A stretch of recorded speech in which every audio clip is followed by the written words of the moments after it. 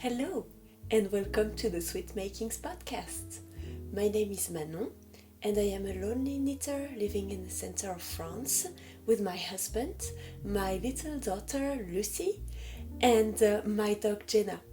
We are all living here, and I am making videos to share my love for fiber arts, so knitting, crochet, but also sewing and whatever I might want to do at the moment. So, if you are happy to follow me for this new episode, I hope you have maybe some tea or coffee and get cozy and let's get started. So, today I have many things to show you. I don't actually have a real FO. I have like an half of an FO to show you, but I have many whips. So I will start with my half FO knit. So this is the Smith gloves that I am knitting for my sister, my little sister. So I just finished one. As you can see, I have a tiny wave, a tiny thread to wave in, but yeah, it's finished. So this is a free pattern by Calm Knits.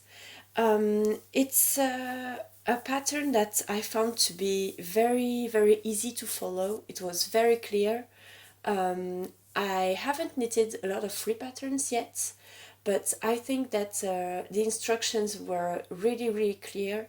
It was very simple to follow, and I think that the finished result is so pretty. And when I first started to knit this, I thought that this would maybe be a slightly difficult pattern to follow, but the instructions were really, really easy to follow, and so this really flew off the needles. I took quite a few time to knit it, but that's because I used to knit this when I am taking a walk with my daughter, and the past few weeks she hasn't been sleeping a lot, but this week she did. So yeah, I have been able to knit this on my walks while she sleeps. I just go on a bench somewhere and knit. So yes, I'm very happy about this one. I already casted on the second one. So that's here. And this I knit for like, I don't know, maybe in total 30 minutes or so. So as you can see, it's a very, very quick knit. It's really going to fly off the needles. And there are two separate instructions for the two gloves because the wrap of the ribbing is not on the same side on the two different gloves. So yeah, I will tell you if this one was more difficult to do, but I really don't think so. I am knitting this with a 2.75 millimeter needle.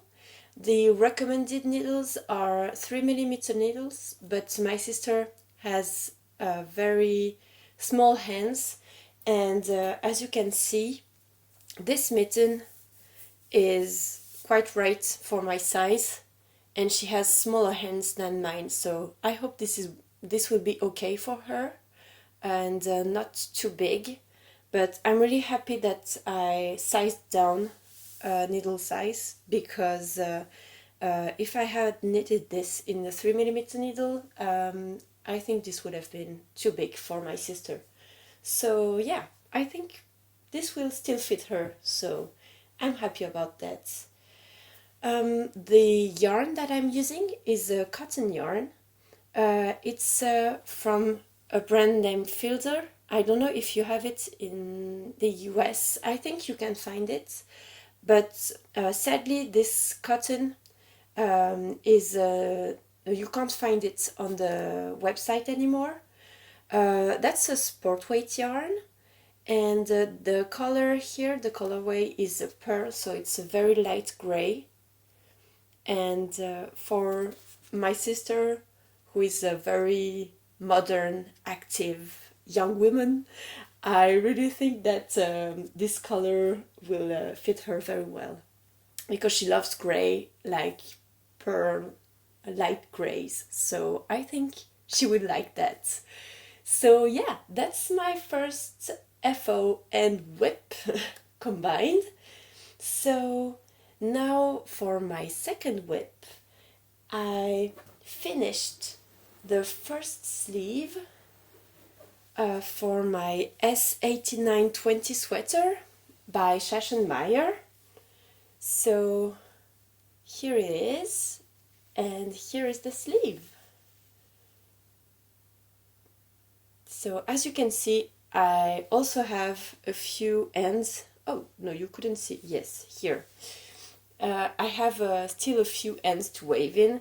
As you can see, waving in ends is really not my strong point. So, yeah, I don't know about you, but I find this very boring. Like, you have your finished object and you are so happy about it, but then you have all these ends remaining. And a few months ago, I knitted some cardigans for my daughter when I was pregnant with her. So I knitted like maybe 3 or 4 cardigans for her during my pregnancy, and some of them are to her size right now. So that's 6 months, 9 months old for the size. And I still haven't gotten to wave in the ends, so that's ridiculous. I really have to do something about this. But anyways, back to this sweater. So this sweater is really quick to knit. For the sleeves, I'm really going freestyle here, so I'm not following the pattern anymore, because the pattern was a sewn construction. So you had the front and the back panel that you sewed together, and you seam together, sorry. And then you had the sleeves were knit flat, and then you had to seam the sleeve, and then seam the sleeve and the body together, and then do some ribbing for the bottom of the sweater and also the bottom of the sleeves. And then you had to seam that also to the sweater. So a very hard construction. And as I don't like to wave in ends but also to seam, I decided to go on my own for the construction. So what I did here is I directly picked up some stitches from the body. So I picked up 40 stitches because this is a bulky weight yarn. Not a super bulky, but that's a bulky weight yarn. This is some DMC yarn, Natura XL, just cotton yarn. And I really like this brand, DMC. This cotton is bulky, but it is so soft to work with. It's really not hard at all on my hands. And I used it for my first sweater that I wore in the last video. But this yarn is so soft. I used it for my first, and now I'm using it for my second, and I'm definitely going to buy some more afterwards for maybe a hat or something, because I really absolutely love this yarn. For a cotton blend, I think that's really soft on the hands. And I know that a lot of people don't like to knit with cotton yarns because they find them to be quite hurtful for their hands. But this yarn from Fielder, I find it more hard on the touch, even though the finished objects are really soft, but it's more difficult to knit with. But this one, clearly, I can knit for hours with it, and there's absolutely no problem. So what I did is I picked 40 stitches for the sleeve, and then I repeated the pattern, the textured pattern. So there are 11 repeats, and then I continued, with a per round, during which I reduced the number of stitches from 40 to 30, so that the cuff would be more fitted to the bracelet. So yeah, I really like how it's looking. I will put a photo of the fitting here or here, I don't know. Manon from the montage will see. And yeah, so I am very, very happy with this sweater. I just have now to pick up the stitches for the second sleeve, and then to also finish the collar, and then it will be finished. So I'm really happy. This will be ready for Christmas. I'm quite happy with my Christmas gifts because so far I am meeting my deadlines, and that's what I'm going to talk to you about with my third whip. So let's go with this third whip. So the third one is the Hubby sweater. So I gave this name to a project that I'm working on to copy a sweater for my husband. So he has a sweater that he loves, that he bought online, probably on something like Amazon, because my husband hates shopping. So he buys everything he wears on the internet, or that's something that I bought him, or my sister also loves to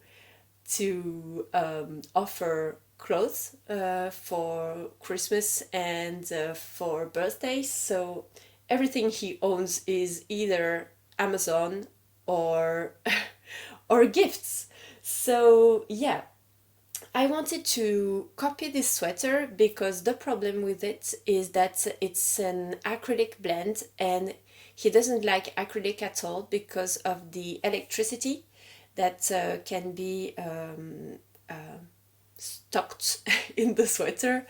And my husband tends to be very static, so every time he goes somewhere with some plasticky things and then he touches a metal thing somewhere, he immediately gets some electricity, and he hates it. So sadly, he loves this sweater and he wears it even though he doesn't like the fabric. But that's sad for him because he doesn't. He's always afraid, of getting some static electricity. So every time he touches something, he checks me to make sure that there's no electricity left on his body.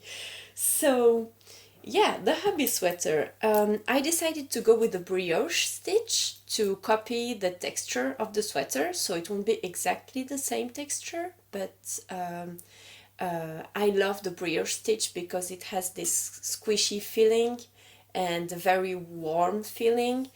And I am knitting it with cotton because he prefers that to wool. So here's what I've done so far.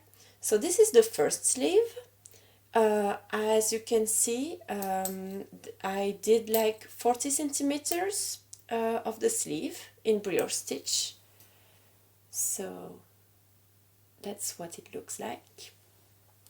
What I did is I casted on 56 stitches with a 3.5 millimeter needle, and I did a cuff with a 2x2 ribbing, and then I did a purl round, a purl row, and a second one during which I decreased one stitch every every 3 stitches.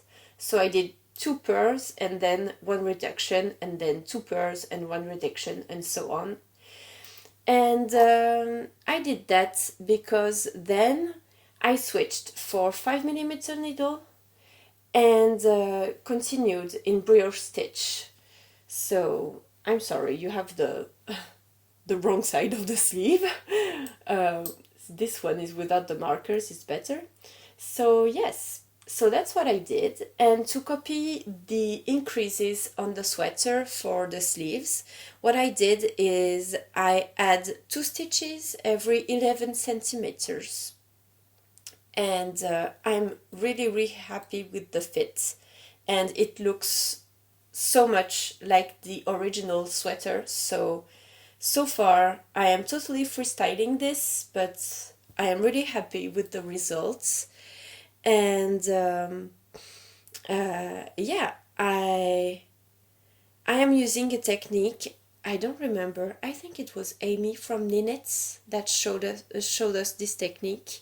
So what I'm doing is I'm putting some markers on my increases, and what I plan to do is when I will be knitting the second sleeve, I will then put away the marker when I reach the section where I do some increases, and put it on the other sleeve. And this way I will make sure to have the 2 exact same sleeves, so that the sweater really looks totally symmetrical. I didn't used to do that up till then. I was always knitting one and then just keeping in my head the different increases that I made, and then knitting the other one. But I sometimes made mistakes, so the sleeves were not completely equal. So obviously you couldn't see it because it's a matter of like 1 or 2 stitches on a few centimeters. So that's not really important to me. But for my husband, I really wanted his sweater to be as perfect as one can make. So yeah, that's what I did. And I am now facing a bit of a problem, because to do these sleeves I used 2 balls of my yarn. So that's Katia Concept Fair Cotton. So that's another cotton yarn. This one is so much softer than the Fielder from before, the gray one. It's the softest cotton I've ever knitted with. So if you are looking for a 100% cotton yarn, I really recommend this yarn, because it's so soft to the touch. I don't know what's the difference with this one, for example, but it's really soft, and it's very light also. So the finished touch for this is so soft. Really, I feel like I'm going to hug my husband all the time when he wears this sweater. But the thing is, I didn't expect it to be so much yarn consuming. So I have bought 6 balls of this one, of the blue one, to make the sweater, and I think I will need at least 2 more, maybe 4. So I'm going to buy 4 more balls of this cotton, and because I'm holding it double, I didn't mention that, I'm sorry. So I'm holding it double to do a very nice squishy and warm texture for the sweater. And yeah, so I'm going to buy 4 more balls of this yarn. And also I will have enough of the red, because as you can see on the photo, the red is merely a large stripe, but that will be okay. I have 4 balls, so I think that's totally enough for this project. And then I have to do the white part, and for the white part, I don't know why I did that, but I bought only 3 balls of yarn. So obviously that won't be enough, and I think I'm going to order 3 more balls just to be sure. And if I have some left, it's okay, because I have some other projects, and you can always use some whites and some navy blue to do anything, any project. These are colors that I love, so there won't be any problems if I have more than needed. So yeah, that's what I did. I have 5 more centimeters to go with the navy blue here, and then I will switch to the red, and then the fun will begin, because I will have to start the decreases to shape the shoulder, so that the sleeve here will have this sort of shape, more like a rounded shape, like when you knit sleeves flat, you have this kind of shape like that. If you are sewers, you know what I'm talking about. So yeah, I'm going to do this kind of trapezoid shape for the sleeve, and yeah, I will then knit the second one, and then I will go to on the body. This I did in 1 week, because I try to knit on this project exclusively when my husband is not here. So I am knitting while I am taking care of my daughter, and mostly during her naps. So I don't have a lot of time when I pick up this project, but I'm so happy, because I didn't expect to be able to finish a sleeve in 1 week, which is what I hope to be able to do. And if I manage to do this, what I would like to do is finish both sleeves at the end of next week. So that's a big challenge. We are Sunday today. So the next time I record for my podcast, I really hope to have done 2 sleeves. I think that's a very, very big challenge, but I really want to do this, because then I will have 1 to 2 weeks to do the body, and the body is a whole lot more knitting than the sleeves are. So yeah, I'll get to work to be sure to finish this, because I really, really would like to to finish this for Christmas, to be able to gift it to him. I already have a Christmas gift for him for Christmas, but this would be so great. I would very much love the look on his face if he saw that I finished this for Christmas, because I know that he really wants this sweater so bad. So I want to please him, and yeah, so I'm working on it. So that's all for my whips. And today I wanted to talk also to you about my projects. So I have my notes here so that I don't forget anything, but I have more Christmas projects. One I have is I would like to sew a bear for my little Lucy.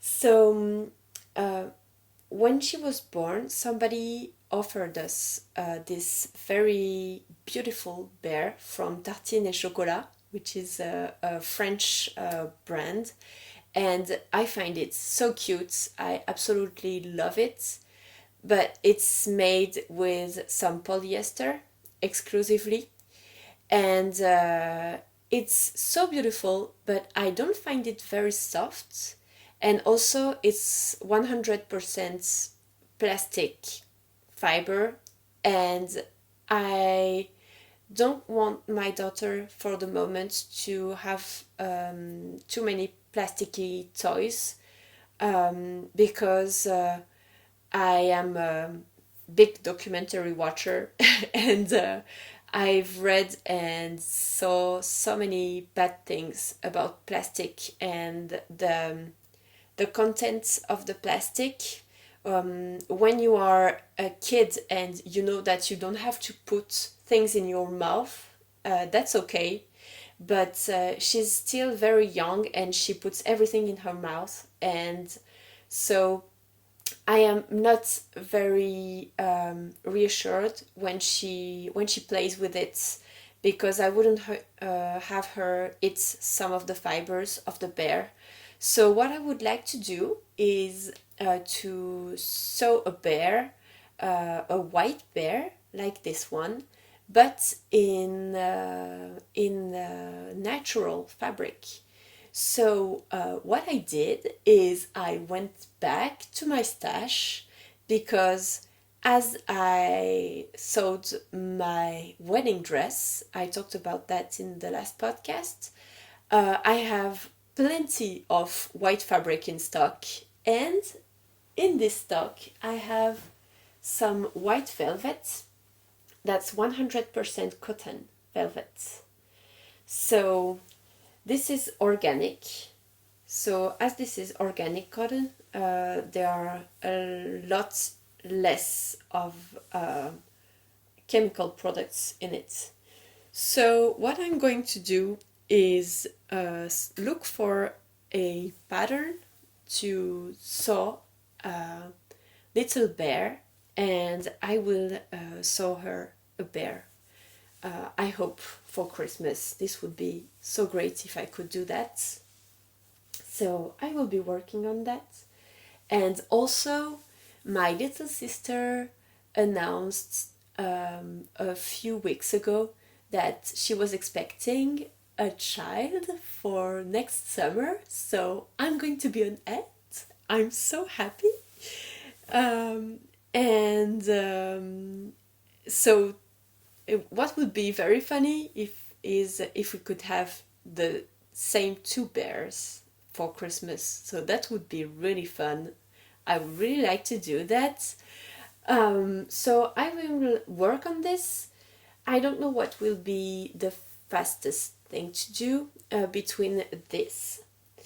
Or I had also another idea for my sister's baby, which would be the little bear from Melody Hoffmann. She released a pattern 2 weeks ago, I think, and I am following her on Patreon, and she released this pattern a few weeks ago, and I find this bear to be so cute. Since the first time she shared about it, I've always been eager to try and knit that, and I find the project so exciting because there's Judy's magical cast on, I think that's the way it's called, and I've never done that in my life, and right now I am in a mood where I want to try all sorts of new things, so I think this would be so great to try this. So with the Judy's magic cast on, and also there is Intarsia in the round, and Intarsia in the round is something that's really I find very intriguing. So I really want to try this, and I think that making a gift for my future nephew or niece would be so great. So I want to try this. So maybe if I have finished everything on my needles until Christmas, I will try to cast this on and do this before Christmas so that I can gift it to my sister. And if I don't have time to do this before Christmas, I will probably cast this on after Christmas. And we are going skiing in January, and so I will give her the bear in January. if I'm able to do that. I'm realizing I'm putting so much challenges here in this video, but I am in such a inspiration mood lately, and I want to cast everything on. So, talking about casting on and new projects, I have another project that I want to talk to you about. And so this project is something that I want to sew with this beautiful flannel fabric that I bought so many years ago. That's also 100% cotton fabric. And I bought this like, oh my god, maybe that was 10 years ago. That's such a long time. So I've been having this for such a long time in my stash, and it's a beautiful fabric. I absolutely love this. I don't know if you can see, but that's a melange of green and dark blue.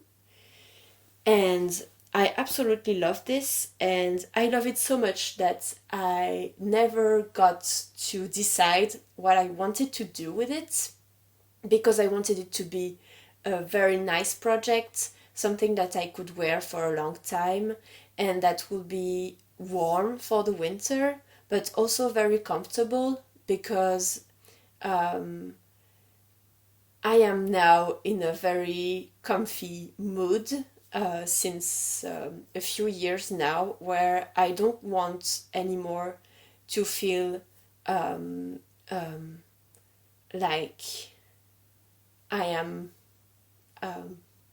I don't have the word in English, I'm sorry, but I don't want to feel struggled into my clothes. I don't know how to say that. I will put the right word somewhere, because I'm in difficulty right now.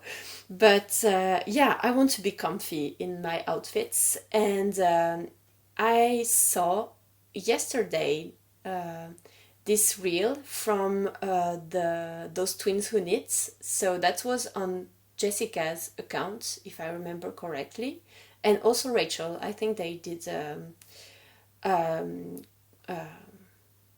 post together, and they showed the Juniper dress, which I totally fell in love with instantly when I saw this dress, and I was like, this is absolutely what I need right now. This is comfy with the elastic waists, but you can still have the waist that is you can see the waist in the dress, and you have this zip which is perfect for breastfeeding.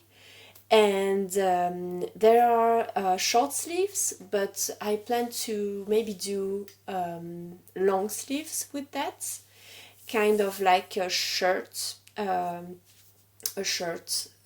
style for the sleeves. And also I will lengthen the dress so that it's more like a midi dress, because that's the length that I like the most for me. And yeah, so I finally found what to do with this flannel, so I am so happy about it, and I can't wait to share about it with you guys. So yes, that's all for my projects for the moment. So I haven't had any time to work on my chest of drawers, so this will be for another video.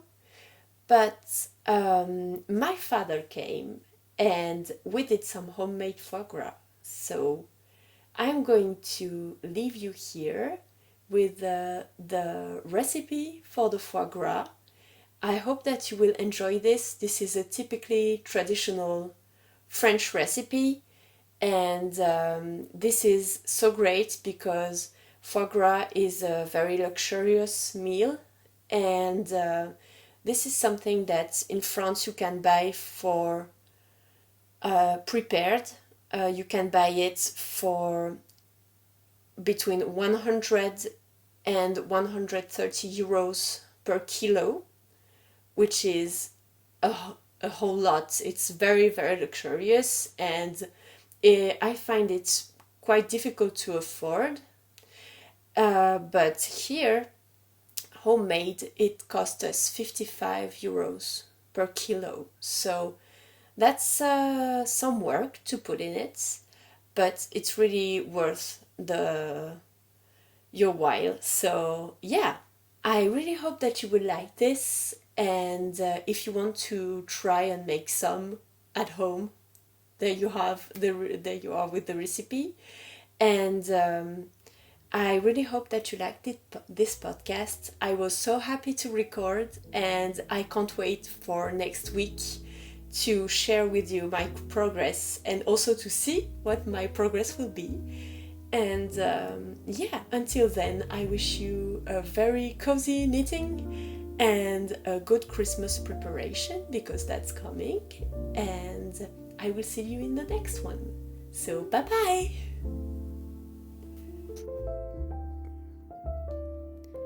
Okay, so welcome to the foie gras preparation. So to do that, you will need some salt and pepper put into little bowls, because you will have dirty hands while working, so it will be better for you not to trash everything in your kitchen while working. You will also need some dishes. So on the top of the screen, you can see some baking dishes. So you will need one little one to put the foie gras in, and a bigger one to put some hot water in order for it to cook in the oven. So what my father is doing here is he's removing the nerves that you can have into foie gras. So here we are working with 1 kilo of foie gras, but you can also do smaller amounts, and it will be the same amount of cooking. So as you can see, he's very talented to do that. I also tried doing it, but as you can see, it was much more difficult for me to manage and keep the foie gras not too destroyed. But my father has been doing that for like 30 years, so he knows what he's doing. You can also find into foie gras some greenish things, so you have to remove that because it's not good for the taste of the foie gras. So here's my work, not very good. And my father is now putting the foie gras. So you can see his, which is not that destroyed, it's really well done.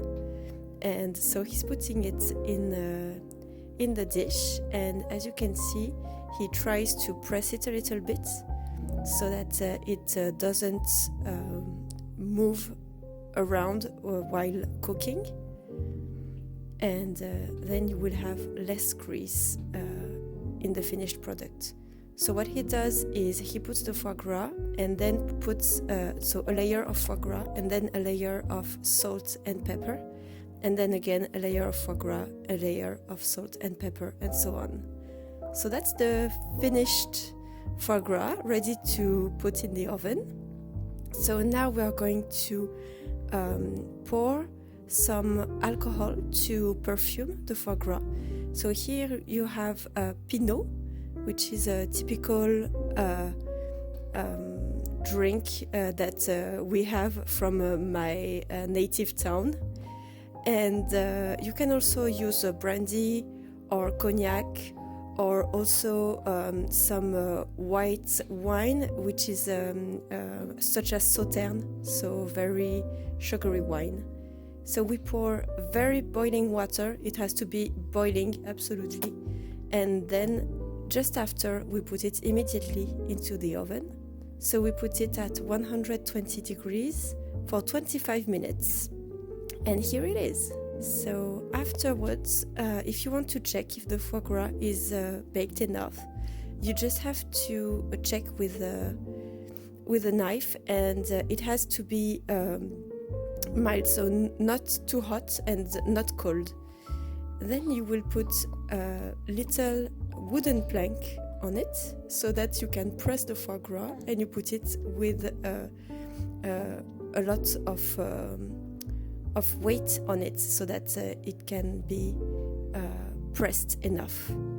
So here we are 2 days later. So as you can see, the grease is pulled out of the foie gras. So what we do is we take out all the grease and put it into a pan. Then once all the grease is taken out, you will be able to unmold the foie gras. So what we did here is we put some hot water again to help it unmold, and then we put it upside down and just wait for it to go down. If you want to help, you can also put an aluminum sheet into the dish. And here it is. So once we've done that, we put the grease to melt, and then we cover the foie gras after putting some paper on it to prevent the excess of moisture. Then we put plastic paper on it so that we can put it back in the mold, preventing it from being harmed during the process of unmolding in a few days. So if you can hear some noise, that's my daughter, which I am breastfeeding right now. So yeah, we put it back into the mold, and then we are going to put the grease on top of it so that it can be protected when it's in the fridge. And also it makes something very beautiful to present on the plate. So here you are. And then when that's finished, you put it in the fridge for a few days, and you can protect it with the plastic fold on it.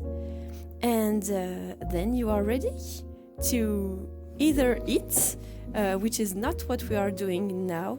What I am doing now is that I cut it in pieces and cover it with some plastic fold, and then I can put it in the freezer, and we will put it away and eat it at Christmas and for New Year's Eve. So there you go. I really hope that this recipe was nice for you to watch, and I really hope to see you in the next video. And if you were curious, or if you want to do this at home, I hope you succeed. And if you have questions, you can, of course, write to me. So bye bye, and see you in the next one.